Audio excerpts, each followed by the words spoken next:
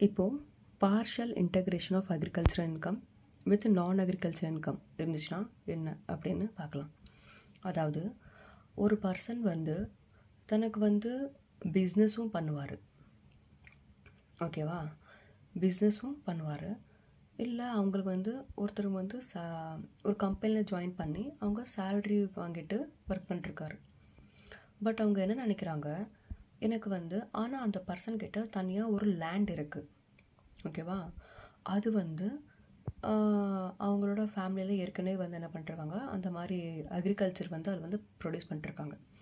So இப்போ இந்த person வந்து என்ன பண்ணுறாரு, அந்த லேண்டை வந்து சேலும் பண்ணல, அதை வந்து என்ன பண்ணுறாரு, இவரே வந்து அதை வந்து சரி இனிமேல் நான் அதை டேக் ஓவர் பண்ணலாம் அப்படின்னு சொல்லிட்டு அந்த சேல்ரி வாங்குகிற பர்சன் என்ன பண்ணுறாரு, நான் வந்து அந்த பிஸ்னஸ் அக்ரிகல்ச்சரை வந்து நான் கண்டினியூ பண்ண போகிறேன் அப்படின்னு சொல்லி கண்டினியூ பண்ணுறாரு.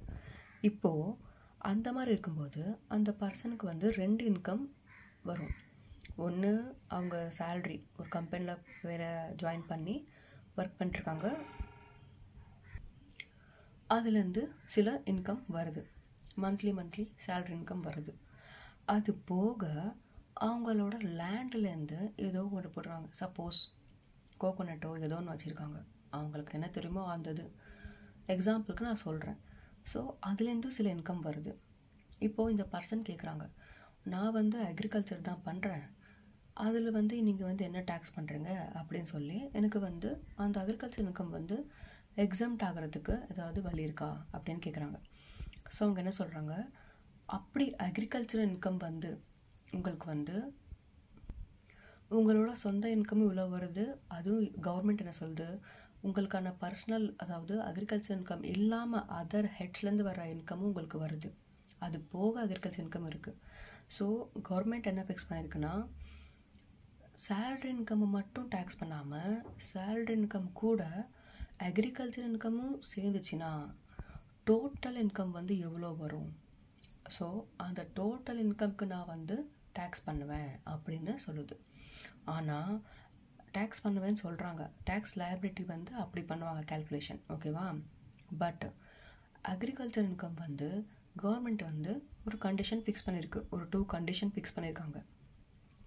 அந்த 2 கண்டிஷன் அந்த அசஸி வந்து சாட்டிஸ்ஃபை பண்ணாங்கன்னா அவங்களோட அக்ரிகல்ச்சர் இன்கம் எவ்வளோவா இருந்தாலும் சரி அது எக்ஸம்ட் ஆயிரும், ஓகேவா? செக்ஷன் 10 சப்செக்ஷன் 1ல் எக்ஸம்ட் ஆயிரும். ஸோ அப்போது என்ன ஆகும், அவங்களோட டேக்ஸ் லயபிலிட்டி மட்டும் கொஞ்சம் மாறும் தவிர அக்ரிகல்ச்சர் இன்கமில் வந்து டேக்ஸ் ஆகாது, ஓகேவா? இது கொஞ்சம் வந்து சுற்றி வந்து டேக்ஸ் வாங்குற மாதிரி இருக்கும். டைரெக்டாக வந்து அக்ரிகல்ச்சர் இன்கமில் டேக்ஸ் வாங்க மாட்டாங்க, ஆனால் அந்த டேக்ஸ் லயபிலிட்டிக்கான கேல்குலேஷன் தான் இங்கே மாறுமே தவிர அக்ரிகல்ச்சர் இன்கம் வந்து எக்ஸம்ட் ஆயிரும், ஓகேவா? அதுக்கு வந்து எக்ஸம்ஷன் கொடுத்துட்டு நமக்கு டோட்டல் இன்கம்லேருந்து டேக்ஸ் லயபிலிட்டி கேல்குலேஷன் வந்து எப்படி பண்ணணும் அப்படிங்கிறது, அந்த டேக்ஸ் லயபிலிட்டின்னு சொல்கிறோம்ல, அந்த டேக்ஸ் லயபிலிட்டி மட்டும் மாறும். இப்போ நமக்கு டோட்டல் இன்கம் எவ்வளோ இருக்குது, அது வந்து டிஃபால்ட் டேக்ஸ் ரெஜிம்னா அந்த ரெஜிமில் டேரெக்டாக கேல்குலேட் பண்ணி டேக்ஸ் வாங்குவோம். இல்லை நார்மல் ப்ரொவிஷன் அப்படின்னா அதுக்கு வந்து ஏஜ் வைஸ் ஸ்லாப் ரேட் இருக்குது, அதை போட்டு டேக்ஸ் வாங்குவோம், அதுதான் வந்து எப்போவுமே பண்ணுறது. பட் இங்கே நான் அக்ரிகல்ச்சர் இன்கம் கூட நம்மளோட அக்ரிகல்ச்சர் இன்கமும் சேர்ந்துச்சுன்னா அப்போது டேக்ஸ் லயபிலிட்டிக்கான கேல்குலேஷன் மாறும், ஓகேவா? அதுதான் இங்கே பார்க்க போகிறோம், அந்த கான்செப்ட் தான் இங்கே பார்க்க போகிறோம். அது பேர் தான் partial integration of agricultural income with non agricultural income, ஓகேவா? ஸோ என்ன சொல்கிறாங்க இங்கே பார்ப்போம். செக்ஷன் 2 செக்ஷன் 1A இது வந்து என்னது, எப்போவுமே வந்து டெஃபினேஷன் ஆஃப் அக்ரிகல்ச்சரல் இன்கம், அதுதான் வந்து அந்த செக்ஷன் சொல்லும். அவங்க என்ன சொல்கிறாங்கன்னா, says that to get exempt from agricultural income certain condition to be followed, ஓகேவா? அப்படி உங்களுக்கு அக்ரிகல்ச்சர்லேருந்து இன்கம் வருது, அது வந்து உங்களுக்கு எக்ஸம்ஷன் வாங்கணும் அப்படிங்கிறப்போ உங்களுக்கு வந்து சில கண்டிஷன் 2 கண்டிஷன் இருக்குது, அந்த 2 கண்டிஷன் நீங்கள் வந்து சாட்டிஸ்ஃபை பண்ணிங்கன்னா உங்களுக்கு வந்து எக்ஸம்ட் ஆயிரும். ஆனால் டேக்ஸ் லயபிலிட்டி வந்து கேல்குலேஷன் வந்து 2த்துக்கும் சேம் தான், ஓகேவா? 2த்துக்கும் அதாவது 2த்துக்கும் சேம்னா 2 regime, both regime default tax regime ஆகட்டும் normal provisions of the act ஆகட்டும், 2த்துக்கும் டேக்ஸ் லயபிலிட்டி வந்து அவங்க கொடுத்துருக்க ஸ்டெப்ஸ் வந்து ஃபாலோ பண்ணணும். அக்ரிகல்ச்சர் இன்கம் எவ்வளோவா இருந்தாலும் அது வந்து எக்ஸம்ட் ஆயிரும். ஓகேவா? இப்போது அந்த 2 கண்டிஷன் வந்து என்ன அப்படின்னா, net agricultural income should exceed ₹5,000 per annum. ஒரு வருஷத்துக்கு வந்து நெட் அக்ரிகல்ச்சரல் இன்கம், இப்போது இங்கே வேர்டு அக்ரிகல்ச்சரல் இன்கம்க்கு முன்னாடி நெட்டுன்னு கொடுத்துருக்காங்க. அப்படின்னா என்ன, நம்மளோட அக்ரிகல்ச்சரல் இன்கம்லேருந்து நமக்கு வந்து செலவு பண்ணியிருப்போம்ல எக்ஸ்பென்சஸ், இந்த மாதிரி ஒர்க்கர்ஸை கூப்பிட்டு அந்த லேண்டில் வந்து, இப்போ நமக்கு வந்து அக்ரிகல்ச்சர் தெரியாது, ஆனால் என்ன பண்ணுவோம், நமக்கு யாருக்கு தெரியுதோ அந்த பர்சனை நாங்கள் கூப்பிட்டு நம்ம வந்து அவங்களுக்கு சேல்ரி மாதிரியோ இல்லை வேஜ் மாதிரியோ கொடுத்து செய்வோம். சரியா? ஸோ அப்போது அவங்களுக்கு கொடுக்குற எக்ஸ்பென்சஸ் இன்னும் என்னென்ன எக்ஸ்பென்சஸ் ஆகுதோ அந்த இன்கம் ஜென்ரேட் பண்ணுறதுக்காக நான் என்னென்ன எக்ஸ்பென்ஸ் பண்ணுறேனோ அந்த எக்ஸ்பென்ஸ் எல்லாம் நான் வந்து ரெடியூஸ் பண்ணிக்கணும். ரெடியூஸ் பண்ணிட்டு வர பேர் நெட் அக்ரிகல்ச்சரல் இன்கம். அப்படி வர்ற இன்கம் வந்து ஒரு வருஷத்துக்கு 5,000க்கு மேலே இருக்கணும் கண்டிப்பாக. ரெண்டாவது என்ன சொல்கிறாங்கன்னா, நான் அக்ரிகல்ச்சரல் இன்கம், அதாவது பிஸ்னஸ். இப்போ நான் சொல்லலை, ஒரு பர்சன் வந்து சேல்ரிடு பர்சன், அவங்க வந்து ஒரு கம்பெனியில் ஜாயின் பண்ணி வேலை பார்த்துட்ருக்காங்க. ஸோ அவங்க சேல்ரிடு பர்சன், அவங்களுக்கு அந்த மாதிரி சேலரி இன்கமில் வந்து அக்ரிகல்ச்சர் இன்கம் கிடையாது. ஸோ எக்ஸாம்பிளுக்கு நான் அக்ரிகல்ச்சர் இன்கம்னு அதை சொல்லுவாங்க. அது வந்து பேசிக் எக்ஸம்ஷன் லிமிட், அதாவது அந்த ரெஜிம் டிஃபால்ட் டேக்ஸ் ரெஜிம்னா பேசிக் எக்ஸம்ஷன் லிமிட் வந்து 3 lakh தான். ஏஜ் வந்து கம்பல்சரி கிடையாது. ஓகேவா? அதே நார்மல் ப்ரொவிஷன்னா பேசிக் எக்ஸம்ஷன் லிமிட் வந்து ஏஜ் வைஸ் மாறும். 60 இயர்ஸ்க்கு கீழேனா 2,50,000 வந்து அவங்களுக்கு limit. 60 to 80 இயர்ஸ்னால் 3 lakh, above 80 இயர்ஸ்னால் 5 lakh rupees. ஓகேவா? ஸோ இதுதான் வந்து சொல்கிறாங்க. இப்போது அவங்களுக்கு வந்து நான் அக்ரிகல்ச்சர் இன்கம், இப்போ சப்போஸ் ஒருத்தவங்க வந்து ஹவுஸ் ப்ராப்பர்ட்டி இன்கம் வரலாம், ப்ராஃபிட் வேறு ஏதாவது பிஸ்னஸ் கூட பண்ணலாம். அந்த மாதிரி இன்கம் வந்து அந்த பேசிக் எக்ஸம்ஷன் லிமிட்டை விட தாண்டி இருக்கணும். ஓகேவா? கூட இருக்கணும். பேசிக் எக்ஸம்ஷன் லிமிட் இப்போ 2,50,000னா அவங்களுக்கு இன்கம் வந்து எவ்வளோ இருக்கணும், ஒரு 4 லட்சம் 5 லட்சம் அந்த மாதிரி இருக்கணும். அந்த மாதிரி இருந்துச்சுன்னா நான் அக்ரிகல்ச்சர் இன்கம் வந்து எக்ஸிட் ஆகணும். ஓகேவா? இந்த 2 கண்டிஷன், அதாவது நெட் அக்ரிகல்ச்சர் இன்கம் வந்து 5,000 விட மேலே இருக்கணும்.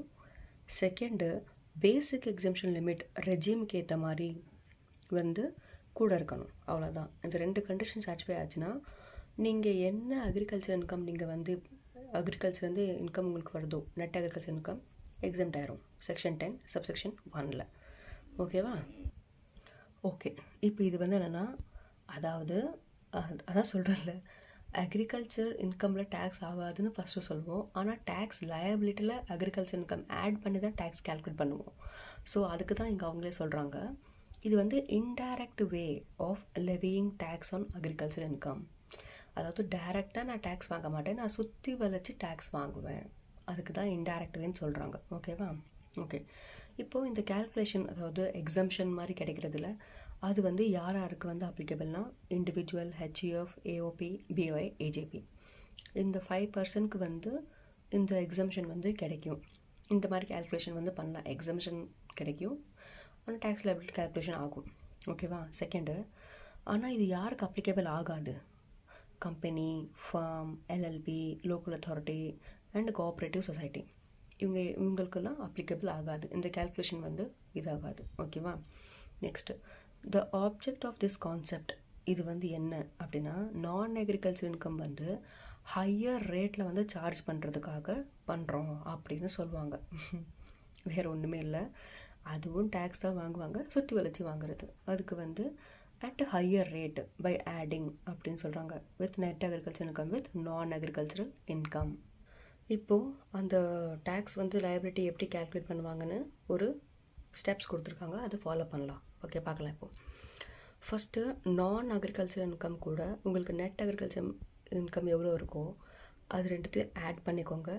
அதுக்கப்புறம் compute tax on aggregate amount. இப்போ நான் அக்ரிகல்ச்சர் இன்கம் ஒரு அமௌண்ட் இருக்குது, அது கூட நெட் அக்ரிகல்ச்சர் இன்கம் ரெண்டுத்தையும் ஆட் பண்ணிவிட்டு அதுக்கு டேக்ஸ் கம்ப்யூட் பண்ணணும் ஆஸ் அக்ரிகேட்டாக. Second step, net agriculture income with basic exemption limit, அது ரெண்டுத்தையும் ஆட் பண்ணிவிட்டு அதுக்கு வந்து கம்ப்யூட் டேக்ஸ், அதுக்கு டேக்ஸ் கம்ப்யூட் பண்ணுங்கள். ஸ்டெப் 3 என்ன பண்ணணும், ஃபஸ்ட்டு ஸ்டெப்பில் வந்து டேக்ஸ் அமௌண்ட்டையும் செகண்ட் ஸ்டெப்பில் வந்து டேக்ஸ் அமௌண்ட்டையும் மைனஸ் பண்ணணும். Deduct income tax computed in step 1 and step 2. அப்போ என்ன வரும், டேக்ஸ் ஆன் டோட்டல் இன்கம் வந்துடும். இதுக்கப்புறம் ஸ்டெப் 4 வந்து அப்படி இருக்கும்போது அமௌண்ட் கூட இருந்துச்சுன்னா சர்சார்ஜோ இல்லை ரிபேட்டோ அப்ளிகபிள் ஆகும். அது போக ஹெல்த் அண்ட் எஜுகேஷன் செஸ் வந்து ஆட் பண்ணிக்கணும் 4%. ஸோ இவ்வளோ தான். இப்போது இதுக்கு ஒரு எக்ஸாம்பிள்ஸ் பார்க்கலாம். அந்தந்த ரெஜிம் ஏற்ற மாதிரி டிஃபால்ட் டேக்ஸ் ரெஜிம்னா எப்படி, நார்மல் ப்ரொவிஷன்ஸ் ஆஃப் ஆக்டில் எப்படின்னு. ஓகேவா?